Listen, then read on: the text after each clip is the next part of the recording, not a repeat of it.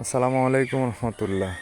চলে আসলাম আবারও নদীর পাড়ে, কোম্পানিগঞ্জ সেই সরালাই ঘাটে, যেটা একসময় অনেক সুন্দর ছিল।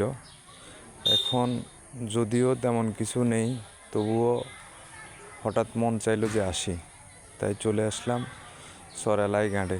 দেখা যাক এখানে কি দেখা যায় আর কি আছে, সৌন্দর্য কতটা উপভোগ করা যায়।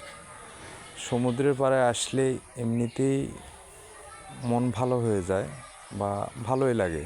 পানির ঢেউ, নৌকা, অনেক সময় বড় লঞ্চ দেখা যায়। এখানে এসে আমরা যেটা দেখতে পাচ্ছি এটা ভাঙতেছে।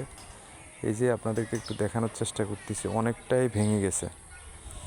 যার কারণে আমরা আগে যখন এসেছিলাম তখন ঘাটটা আরও ওইদিকে, অনেক সাগরের ওইদিকে ছিল, এখন ভেঙে অনেকটাই দিকে চলে আসছে।